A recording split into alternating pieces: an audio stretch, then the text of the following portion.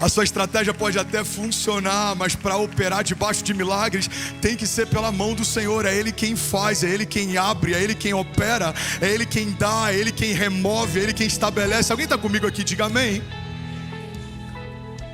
Ainda bem que eu vim, Jesus. Então caminhar debaixo do poder da visão significa parar de me mover por aquilo que os meus olhos veem e começar a me mover por aquilo que o meu Deus fala. Irmão, guarda isso aqui. Caminhar por fé significa enxergar o que Deus está falando. Seus olhos naturais, eles vão sempre te sabotar. Eles vão dizer, não dá, não cabe, não funciona, não fecha essa conta. E é por isso que em vários momentos, para caminhar por uma visão de Deus, a gente vai precisar fechar os nossos olhos naturais e caminhar por aquilo que Ele está falando. Veja, eu estou fazendo uma coisa nova, vocês não percebem?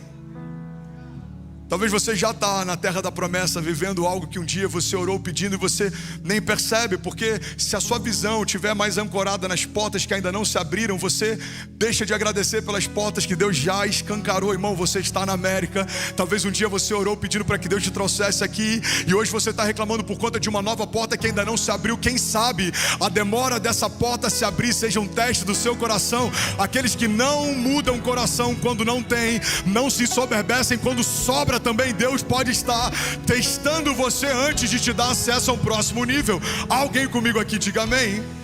Provérbios 16:3 diz: consagre ao Senhor tudo que você faz, e os seus planos serão bem-sucedidos. Depois que Deus te dá uma visão clara, você precisa consagrar, você precisa entregar. Irmão, eu e a Kezinha, a gente tem uma aliança em Deus, e a gente fez isso alguns anos atrás. E o nosso combinado é, a qualquer momento, se Deus der qualquer direção, a gente abre mão de tudo e vai. As pessoas lá em São Paulo perguntam: pastorzão, aqui vocês vão ficar para sempre? Eu falo, para sempre, até a próxima direção. Eu sinto no meu espírito que pelo menos uma década Deus vai manter a gente, pelo menos. Mas se Ele nos próximos 10 dias falasse, larga tudo e é Itália, é Itália. Larga tudo e volta a ser líder de jovens com o pastor André. Eu teria que esperar o pastor de jovens ir para um próximo ministério, mas não quero gerar crise ministerial com nenhum.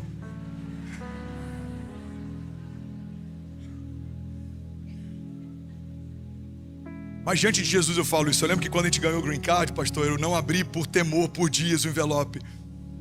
E aí no primeiro culto que a gente teve lá em Miami, desde que o Green Card chegou, eu levei para o púlpito da igreja. Eu falei, eu quero declarar que eu e minha casa amamos a Deus mais do que o American Dream, mais do que o dólar, mais do que o Green Card. E nesse púlpito eu falo, se o Senhor nos pedir isso hoje entregaremos com alegria. E aí 3 meses depois Deus fala, abre mão de tudo e volta. A gente abriu mão de tudo e voltou. E aí, olha o que Deus está fazendo. Irmão, guarda isso aqui em nome de Jesus. A visão por si só não dá destino, ela precisa ser acompanhada de obediência. Porque a gente tem 3 níveis: aqueles que não enxergam nada, aqueles que enxergam e nada fazem com o que enxergaram, e aqueles que enxergam e obedecem o que viram.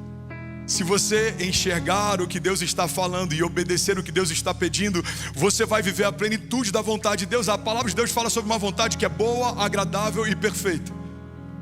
Isso fala a respeito de 3 características da vontade de Deus. Ela é boa, agradável e perfeita. Mas ela também fala a respeito de 3 níveis de expressão da vontade de Deus. Eu começo a caminhar debaixo de uma vontade que é boa. As coisas prosperam, elas cooperam.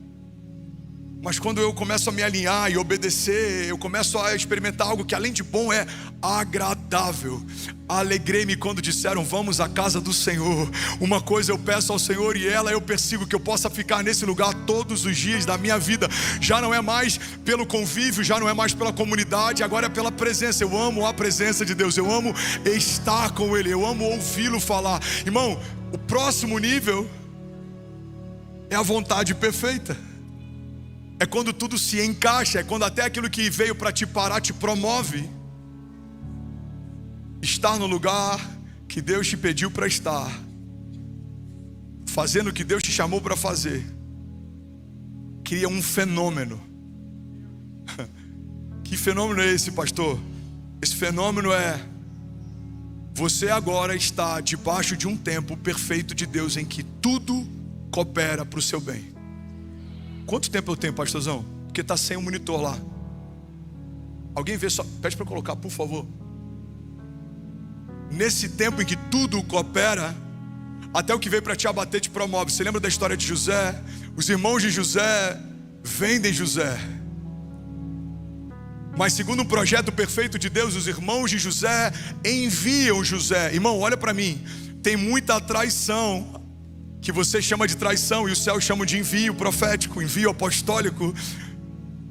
Tem muita gente aqui que foi vomitada de alguns lugares. Você foi expulso, você foi empurrado e você não entendeu no momento, mas hoje você entende que Deus estava enviando você para um lugar que talvez pelas suas pernas você não iria.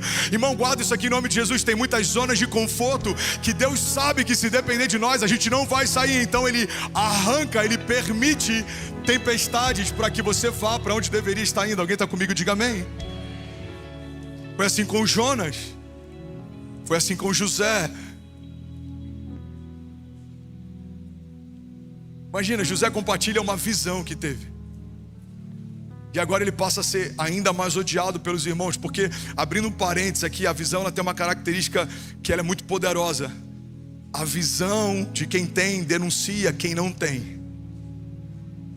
Vou falar de novo, alguém está comigo aqui? Todo posicionamento em fé gera uma denúncia profética. E eu não estou dizendo daquilo que você fala, eu não estou dizendo daquilo que você berra, eu estou dizendo daquilo que você se torna. O que você está se tornando denuncia o que está desalinhado. E eu vou te dar um exemplo. Se você for se você for onde fica a Torre de Pisa, uma das coisas que mais denuncia a inclinação dela, se você vê algo alinhado próximo a ela. Um prédio alinhado ao lado de um prédio um pouco desalinhado deixa claro que alguma coisa está fora do lugar. Alguém está comigo? Diga amém. É como aquela mulher que derramou um bom perfume aos pés de Jesus. A entrega dela denunciou a falta de entrega deles.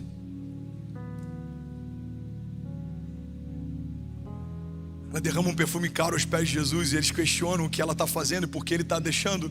E a Bíblia fala que Jesus, sabendo dos pensamentos deles, se vira para eles e fala: essa mulher está lavando os meus pés com perfume caro, está secando os meus pés com os próprios cabelos, mas desde que eu entrei, vocês não me ofereceram um beijo, vocês não me ungiram, vocês não me deram água. O que Jesus está dizendo é: a entrega dela denunciou a falta de entrega de vocês. Sabe uma das maiores denúncias que aconteceu nos evangelhos? Foi feita por um menino com 5 pães e 2 peixinhos. Eu não consigo acreditar que numa multidão com milhares de pessoas, só uma criança tinha algo para comer. Mas ele entrou na história porque ele foi o único que estava disposto a entregar. Eu imagino os discípulos passando e falando: alguém tem algo para comer? E algumas mães, até por zelo e proteção, guardando talvez o pouco de pão que levaram para o filho. Alguns que talvez não estavam à base do monjaro, tem um pouco mais de fome. Alguém comigo aqui? Não, eu vou guardar porque daqui a pouco, irmão, você tá louco. Você tem alguma coisa? Falando: eu não.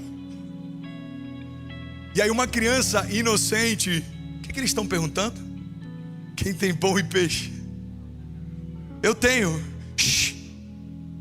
Imagina, guarda para você.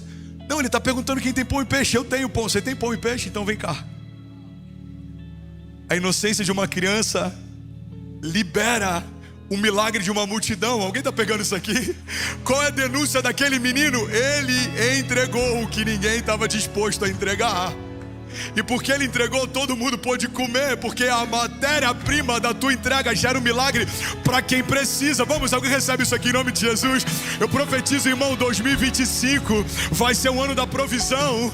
Mas essa provisão vai ser uma resposta à tua entrega. Você vai orar mais, você vai buscá-lo mais, você vai ouvi-lo mais. E a resposta do céu vai ser um transbordo sobre a tua casa. Os teus celeiros, eles serão cheios. Alguém recebe isso aqui em nome de Jesus?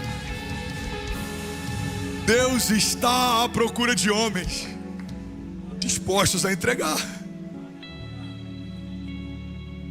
Mas a minha entrega denuncia a falta de entrega. A tua santidade denuncia a falta de santidade. A Bíblia fala sobre um casal que decidiu entregar tudo, mas na fila, antes da entrega, decidiram reter uma parte.